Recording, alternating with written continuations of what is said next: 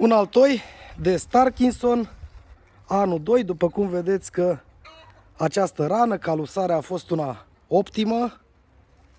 Altoiul s-a dezvoltat foarte bine, avem elemente structurale de rod, rod în devenire, ramuri de rod propriu-zis. A dezvoltat foarte bine și îl voi lăsa acolo. Vă salut, dragi prieteni, și bine ne-am regăsit la un nou videoclip. Frumos altoiul meu, nu? Ei bine, toți acești pomi din spatele meu sunt altoiți de mine și nu numai aceștia. Mii de pomi am altoit la viața mea, ca să nu mai spun că am o experiență de peste 25 de ani în spate, în ceea ce privește altoirea, dar și alte chestii referitoare la grădinărit.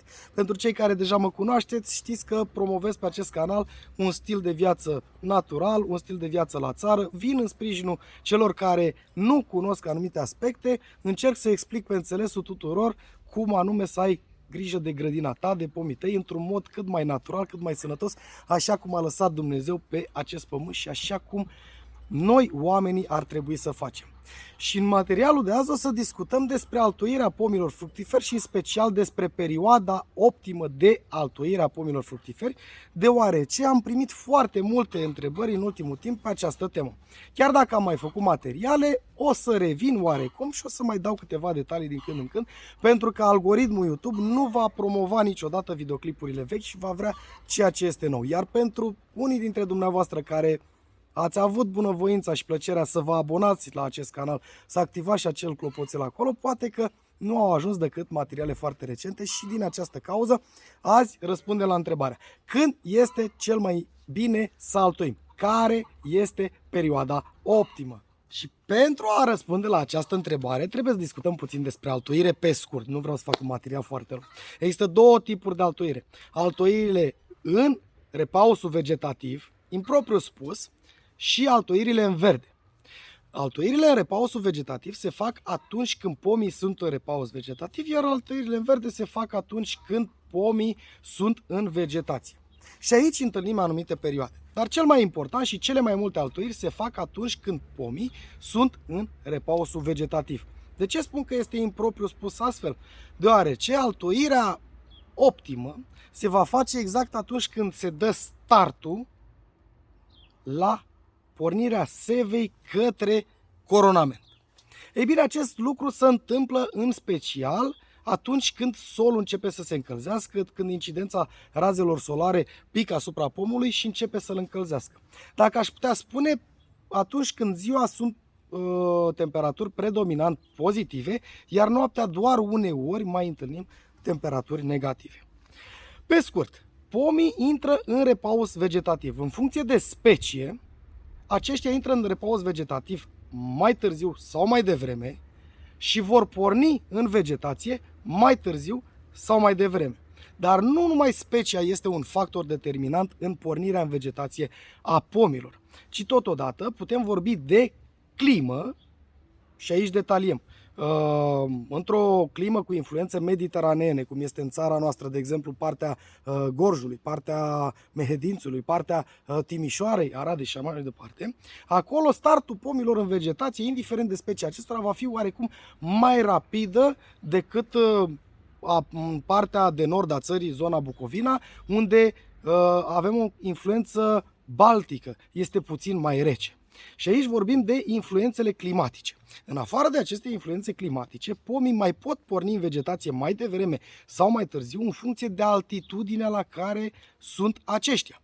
În partea câmpului, unde avem o altitudine de 100 de metri, 150, 200 de metri, acolo pomii vor avea un start în vegetație mai rapid decât în zonele în care avem o altitudine de 400, de 500, de 600 sau de 700 de metri altitudine, până zona în care le merg pomilor fructiferi cât de cât bine. Nu numai că putem vorbi de altitudine, dar putem vorbi și de expoziție. Și aici contează foarte mult cum va pleca pomul în vegetație. În zona de deal putem avea diferite expoziții: sudică, vestică, estică, nordică. Ei, dacă pomii dumneavoastră se află pe un versant cu expoziție nordică, atunci startul lor în vegetație va fi un pic mai târziu decât la o expoziție sudică. sau la expoziție sudică va fi mult mai devreme decât la o expoziție sud-vestică.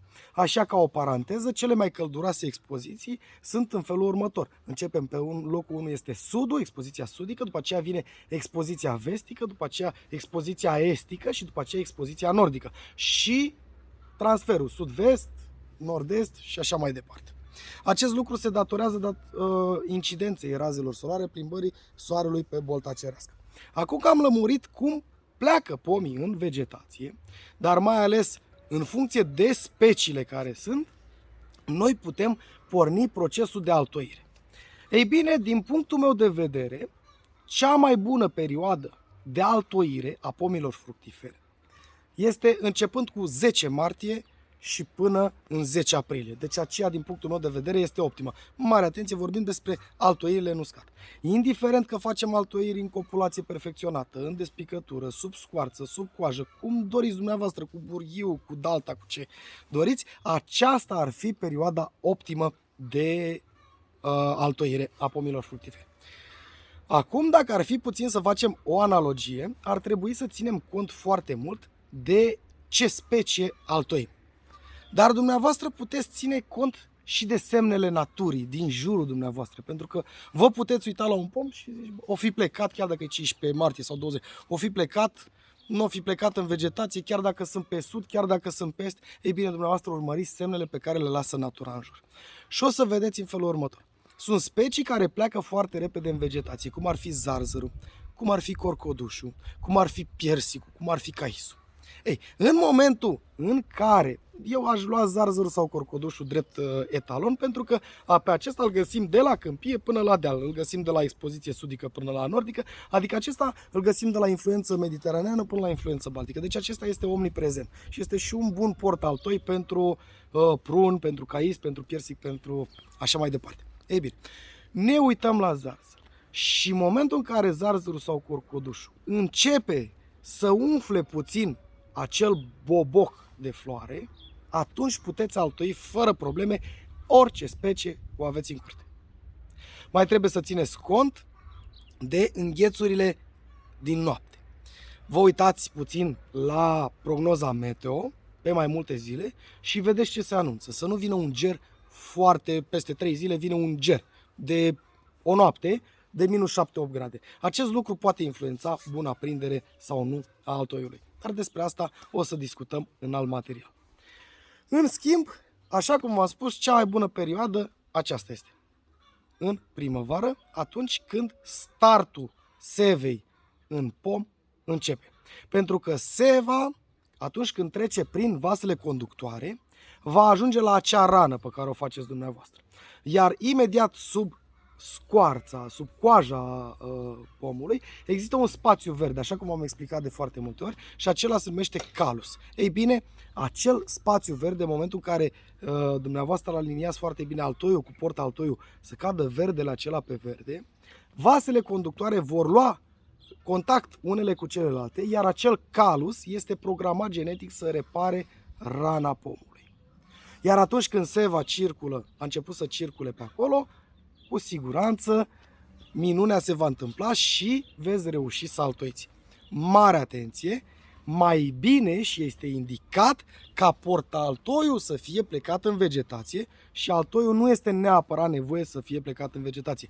Poate fi ținut la frigider sau poate fi recoltat în momentul altoirii. Eu aș recomanda recoltarea altoiului în momentul altoirii. Iarăși trebuie să țineți cont. Dacă dumneavoastră altoiți la o altitudine de 500 de metri, unde startul vegetativ al pomului abia a început și recoltați un altoi din zonă mediteraneană sau de la câmpie, care startul vegetației a fost cu 2 săptămâni înainte, rata de prindere s-ar putea să difere. Sunt foarte multe aspecte, dar vedeți că am o grămadă de materiale pe canalul meu în care vă explic toate aceste detalii. Deci, cel mai bine altoim în uscat.